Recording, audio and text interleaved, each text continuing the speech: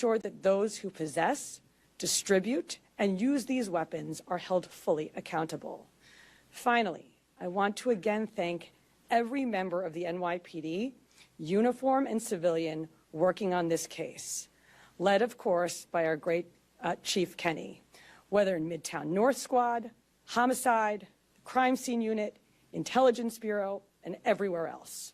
All of you contributed to today's indictment, and you've brought the Thompson family one step closer to justice in this case. Thank you. We're going to take on-topic questions. Dana?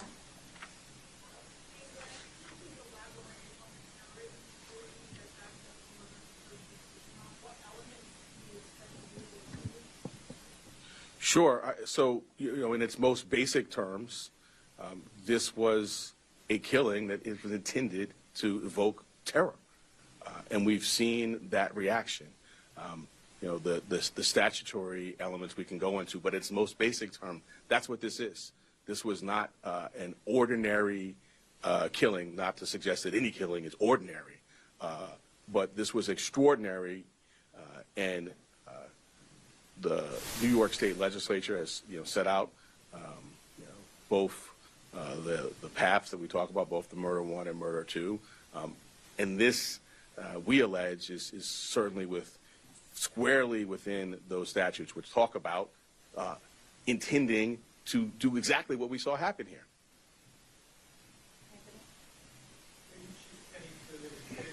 I'm wondering, sort of, the timeline in December 6th, when the FBI was notified by the San Francisco police about this missing person that was called in from Luigi's mother, from the time that they contacted you about this. Were you aware of this when he was arrested, or is this something that was still being processed at the time? And what did his mother say?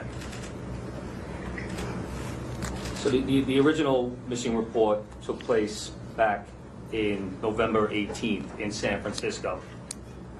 The sergeant that was involved in that case reached out to the San Francisco field office and said, hey, basically, I'm working on a missing case. I saw the photograph that was distributed by the NYPD. There bears a resemblance. That tip was forwarded to us close to 45 hours after the incident took place. It showed up to a TFO, which is a task force officer. We have NYPD officers embedded with the FBI. They received that tip. It was one of 4 tips that they had received that day, and they were vetting it. Part of that vetting process was that they reached out to Mangione's mother in San Francisco very late on the 7th. They had a conversation where she didn't indicate that it was her son in the photograph, but she said it might be something that she could see him doing. So that information was going to be passed along to the detectives the next morning, but fortunately we apprehended it before we could act on that. Adam? The commissioner has talked about how the defendant's been lionized and celebrated. I'm wondering how concerned you are about a potential jury knowing that someone on that jury would be someone who would lionize and celebrate him. Well, I want to echo the commissioner's words, concerns, which I think were put forth beautifully. And we see a lot in these jobs. I meet with the families of homicide victims, and I just can't wrap my head around the notion that someone is celebrating this. To your specific question, we're at the beginning of a litigation now with our charge. We have a phenomenal trial team in place, led by ADA Joel Seidman, who has been in this office for more than 40 years and handled some very challenging matters. We have a voir process in place. I have faith in our jury system to select 12 people who can be fair and impartial, but we'll move forward, and that's something well down the road, but we'll be ready when that time comes. Two questions, if possible. One will be about Mr. Thompson's family. But the first, I want just maybe to explain more to viewers how you come to the conclusion that this is an act of terrorism. I think that's an important part of this. And so I'm hoping maybe you can explain that a little more and just sort of define maybe the statute here a little bit. Sure. And my point, the statute talks about intents to influence or coerce a civilian population. The statute talks about intending to influence a policy of government, and it talks about seeking to put forth things sort of similar to that by murder. So the statute, plain language of the statute is clear. Obviously, we've charged it, the grand jury has voted on it, and we intend to go forward and improve it. But I think it does help to take a step back and think about the proof in the case, some of the writings. I'm not going to get into too much of that, but and the actual reaction. In the middle of Midtown, the beginning of a busy day, tourists, commuters, business people, the intent was to sow terror. And if I could just, on Mr. Thompson's family, sadly, as you say, not a lot of focus has been given to Mr. Thompson or his family. And I'm wondering if the victim services folks or any of the folks in your office have been talking to them and what that's been like, and if there's anything you can say about that. I'm not going to talk about communications with the family other than to say that we have a robust survivor services staff here that is second to none, but I would not talk about communications with any family. I don't think it'd be appropriate. But I appreciate your concern. Well, it's just because, like you're saying, there's been so much focus on the suspect here. And, it's quite different than what we normally see. I echo what the commissioner said, and the sentiment of your question, my heart goes out to. This is a significant piece of what we do here, is we center the trauma of survivors and victims and their families. A significant piece of what I do is sit across the table and look people in the eye, and when appropriate, if they want to, offer a hug. And we have dedicated advocates and counselors and great staff that focuses on that. So I agree completely with you, and I wish that that's where the public's focus was exclusively. That's where it should be. That's where it is here, in addition to obviously the facts and the law and the case. But because of respect for where your question's coming from, I'm not going to get into Okay, thank you. For the commissioner, given the celebration of the here to describe, I'm wondering if the NYPD is shifting any of its practices or its monitoring those deploying or deploying in different places than we were before? Yes, absolutely, and we've seen a real increase, sustained increase since December 4th in concern, not just from CEOs, but from corporations broadly. And so going back to the DA's point, the intent to intimidate or coerce a civilian population, which is, of course, at the root of our state terrorism statute, is very much borne out in this reaction.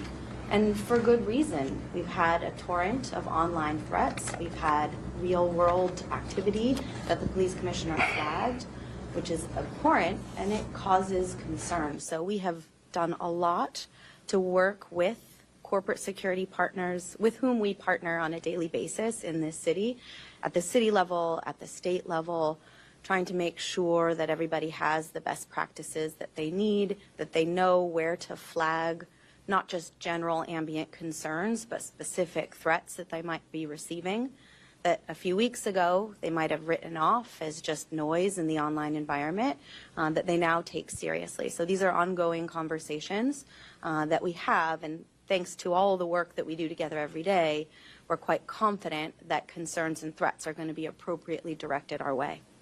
We're going to take two more. Yep.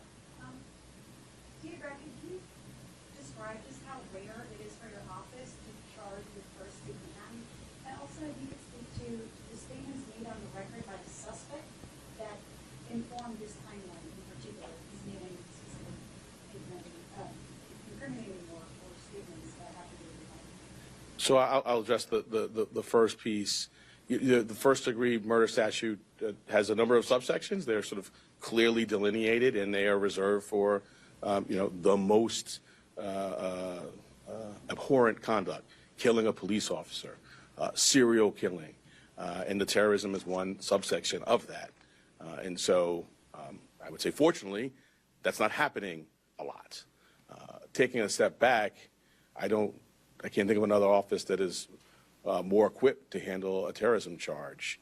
We have a great terrorism unit. We were at the forefront of getting the statute passed. Within the last 2 years, we've tried 2 very significant terrorism cases, one involving an English-speaking operative based in Jamaica, and another involving someone who was here and funding overseas terrorism by cryptocurrency. So we have the expertise, and as I mentioned, the expertise on this team, and so we're prepared to go forward. Yeah, I'm not going to go beyond what's in the filing. All right, last question, Laura. Are you able to say now or to statements effectively seeking the maximum sentence? So as a matter of practice, I don't talk about sentencing outside of court as a first matter, and certainly not at the initial stages of a matter. But I think you can tell the seriousness with which we take this matter by the way in which it's charged. The murder in the second degree actually has a mandatory life without parole sentence, no discretion for the judge at all. So that's the maximum there. But I'm not going to go beyond that. We will first get the defendant to New York. We will have him arraigned. We will be before our judge. We will engage in pretrial litigation. If there's a trial, we're ably equipped to do that. And then we will proceed to sentencing, at which point we'll make our arguments in court. Thank you all so much. Thank you. I was taking your book.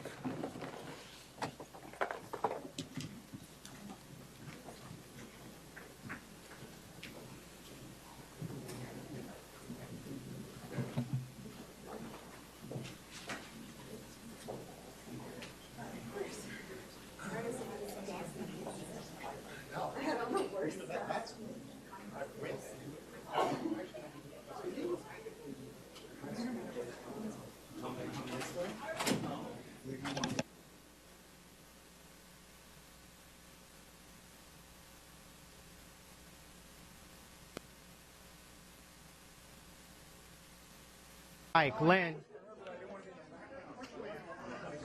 You got me? Okay, okay.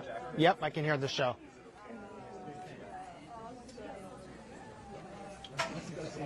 Okay.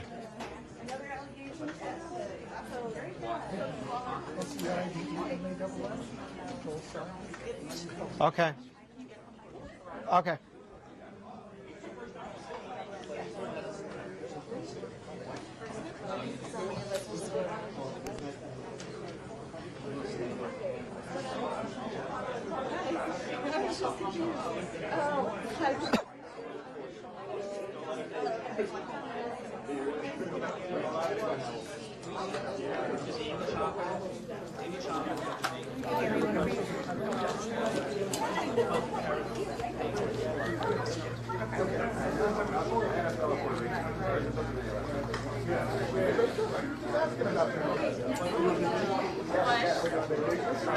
Sorry, what?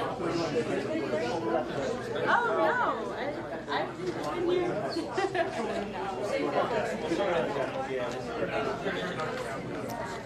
here.